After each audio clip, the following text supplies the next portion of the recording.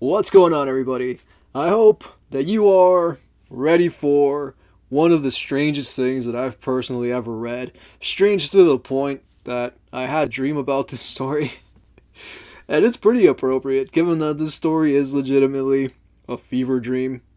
So, this just came out this same month, and this is by a mangaka who also wrote another series called Innocent, which is like I'm not really sure what era it takes place in or where it takes place for that matter because I've never read it, but I think it's like during the French Revolution or something, if I'm not mistaken. Like I'm kind of going in blind into Innocent. Like that's my goal because that comes out I think next month, and my goal is to go in blind. So I don't really know what that story's about. I think that's what it's about.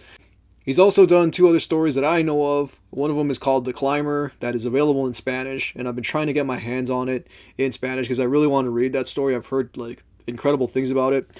And the other one that I know of that he's done is DRCL, which is what we're going to be talking about today. So let's knock this out. Let's talk about one of the strangest things that I've read that I almost wasn't going to do this video because I didn't know how to go about it. But if you've read this thing, you know that it is just absolutely bananas. Yeah, let's get into this. I hope that you are ready. I hope that you are excited to talk about DRCL. DRCL, written by Shinichi Sakamoto, is essentially this mangaka's take on Bram Stoker's Dracula, though the setting seems to be centered around high school or college students. I read Dracula in my early 20s and definitely see some of the influence from it, but this story isn't a direct retelling. The opening does feel that way though. DRCL takes the original idea and morphs it into something else. Some bizarre sort of fever dream only this uniquely original mangaka can create. Even before ever reading anything by Sakamoto-san, I knew about his work. I'd seen an interview where he details his day-to-day life as an artist. It was a pretty fascinating look into the realm of someone who draws incredibly detailed and imaginative art for a living. DRCL is no exception. Aboard the ship, the Demeter, which carries Dracula's coffin, a crewmate sprouts heavy moss upon his back, and when the captain goes to peel it away, he removes a huge, grotesque, slithery chunk. The exquisite attention to detail here is what one would expect from the same dude who wrote Innocent. This is more of a gothic Victorian take on that story though. Within the first 50 pages, we get our setup and the reveal that this is really not going to be like the source material on which it is based. Even from the opening to where it ends up, it feels like two completely different stories. One stark and brooding, and the other whimsical and light. I like that idea, taking the original and shaping it, molding it into something different. Naoki Urasawa did it with Pluto, paying homage to Tezuka. Junji Ito did it with Dissolving Classroom, paying homage to Umez. It's interesting to see a mangaka have this sort of take on the most commonly known classic vampire story.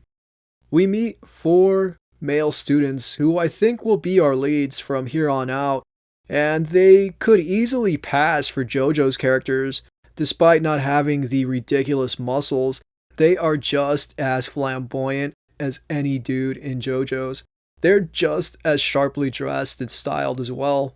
We're also introduced to a girl named Mina, who is the butt of their jokes for being of a lower station. It seems she isn't of proper birth like the others at this illustrious school. Mina seems pretty intelligent, but is still looked down on by these fashion-savvy guys for having red hair and freckles, and, of course, because of her lower birth. We learn about the boys' backstory as well as Mina's. However, I felt much more sympathetic towards her than I did the boys.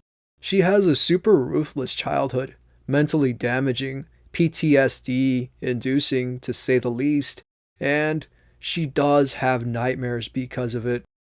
Despite what happened to her and what she witnessed, people killed by the plague and their bodies moved into a house, which is then set ablaze. Mina is not a broken girl and is instead possibly the strongest character in the story. So yeah, I picked this story up because it was by Shinichi Sakamoto, and I've been wanting to read Innocent, and I've also been wanting to read The Climber. So when I saw that this was going to be in English, when I saw that this was going to get published in English, I decided that it was a good time to jump on it and to essentially get a taste of this dude's work, since this is my first taste of his work. And given how bizarre this is, just how strange and like just how weird this story is, I am really looking forward to what Innocent is gonna present, because there is just some of the most random situations that I've ever encountered, and this whole thing really does feel like a fever dream. Like, the first part of it starts off like a horror story. Like, it feels like it's gonna be this one way, it's just gonna be this straight up horror story. And then, like, I wanna say, like, a quarter in, once we get to, like, the school, it just becomes one of the strangest, most, like, fever dream things that I've ever seen, man. Like, this is some stuff, like, yeah, like, where you're sick in bed and you just start hallucinating that all these, like, pirouetting vampires are doing all this sorts of stuff. It's like, it legitimately reminds me of Phantom Blood. I know I said that in the voiceover, but this legitimately reminds me of Phantom Blood, but like a much more flamboyant Phantom Blood. And Shin Ichi Sakamoto's artwork continues to shine through, with everything looking either splendidly elegant or downright terrifying. His ability to mesh the two as well as he does reminds me of reading Araki's Phantom Blood, the meshing of incredibly detailed artistry with pretty brutally vicious scenes of mayhem and carnage, such as a vampire woman eating her own newborn babe. DRCL is every bit as zany as JoJo's, and it does have its pretty comedic moments, which I was pleasantly surprised by. However, it is also nothing like JoJo's, as that story is a lot more fun and entertaining, watching these huge dudes flex and essentially pirouette as they fight each other with Haman energy. We do see something similar to that, with a naked dude whimsically dancing into and out of rooms in the dead of night, in what was one of the most surreal things I've seen yet. I won't drop heavy spoilers, but there is a scene where three boys are hiding while our lead girl, Mina, stands steadfast. This scene is played from the boys' perspective first, where they view themselves cowering behind headstones as them taking measure of the situation, and from Mina's perspective, they're hiding from the threat before their eyes. One of them even turns to run. The more I read, the more this feels like Interview with the Vampire than it does like Dracula. The use of letters and notes is a great callback though. Even character names from the original story are used, such as Jonathan and Mina Harker. The vampire tropes are there, with the aversion to sunlight and needing to be invited into a room or home. I loved the almost poetic dialogue, characters speaking in fluid prose, which felt natural for the time period in which DRCL takes place. Reminds me of The Witch by Robert Eggers, a favorite film of mine. Natural dialogue for how people would have spoken in those days. As someone who relishes in full immersion, DRCL doesn't skip a beat. Shinichi Sakamoto's brilliant art is the true winner of this strange story. It is at times as outrageous as it is gorgeous.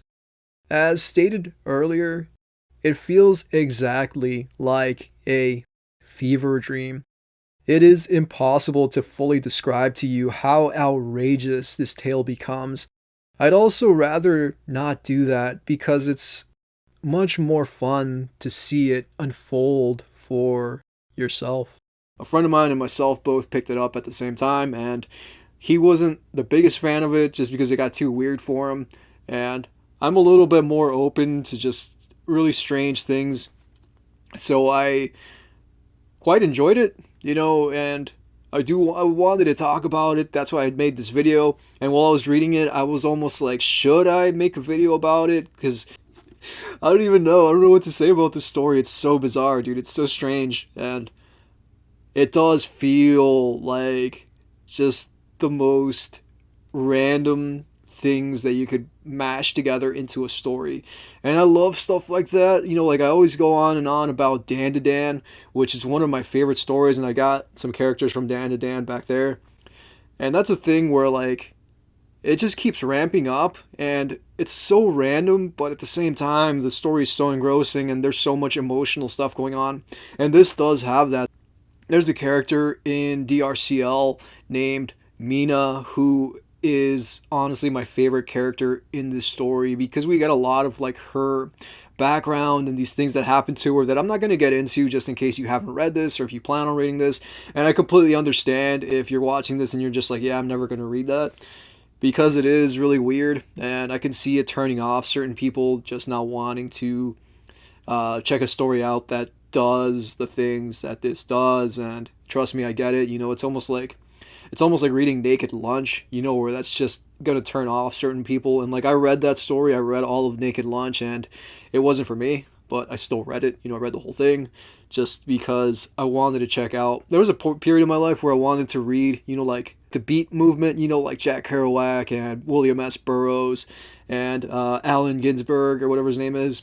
There was a period in my life where I wanted to read all those writers, and I only got as far as William S. Burroughs, and I read Naked Lunch, and I was like, if everything else in this movement reads like this, then I'm not going to have a good time. Yeah, this feels like its own version of that. DRCL feels like its own version of just telling sort of like a queer story where, yeah, there's just like really random sort of stuff going on that involves like male characters, and it's not going to be for everyone, as I said before. So if you are into stories that aren't afraid to, I guess, blur a certain line and just follow their own drum, follow the beat of their own drum, and just make one of the most whimsical things out, one of the most just outrageous vampire stories, just because it is like super outrageous, and the pirouetting and everything that goes on, I feel like the stage is set for it to work in DRCL, and it does work because of the way that it just becomes super fantastical almost right away after the beginning, with the beginning setting it up to feel like it's going to be a horror story, and then that's just completely subverted, and then it just becomes super whimsical and becomes like a ballet or something. And I feel like that is the injection of Shinichi Sakamoto's artistic, integrity, and yeah, I'm here for it.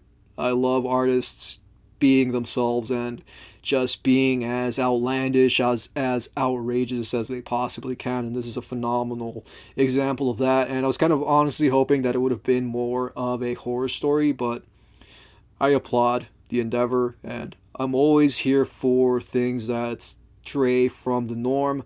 I've always praised on this channel stories that do not do what is expected of them. I have a video about a story called Velveteen and Mandala that I did forever ago that I think will kind of tell you and show you that, yeah, man, I am really open-minded and not, really set in a certain way where like, oh, I will only read this sort of story and refuse to read anything else. I will read, anything that piques my interest. So if you've read this thing, I'd love to know your thoughts. If you haven't read it and you want to read it, I hope that this video has in some way helped you get that ball rolling. So I got nothing else to say. I'm so happy to have you here. Thank you so much for watching. As always, I am gonna shut this thing off and go do something completely different. Just want to say thank you so much for hanging out with me. I hope that you have a solid day or a solid afternoon or a solid evening, whatever you got going on. I hope that it is for the best. I hope the people that you love are doing well. I hope everything is going according to plan. Please take care of yourselves. Yo, it's himself, the shadow in his clique, aka Sleep All Out. Take you on a mental and live one day y'all sheets, y'all guns, y'all. Yo, who got the guns, you got the coke. Hustling them through like big punch cholesterol before he croak. Rest in peace, but I bless in peace and live to one day lay in shoots. Rap over beats and tell wild stories, the mythology mystery. Choke on your own misery, fuck the world, the wild bunch. Yo, I asked him if this bike could punch. This shit made me lose my lunch. Bro grabbed the rocket, I said chill before he cocked it.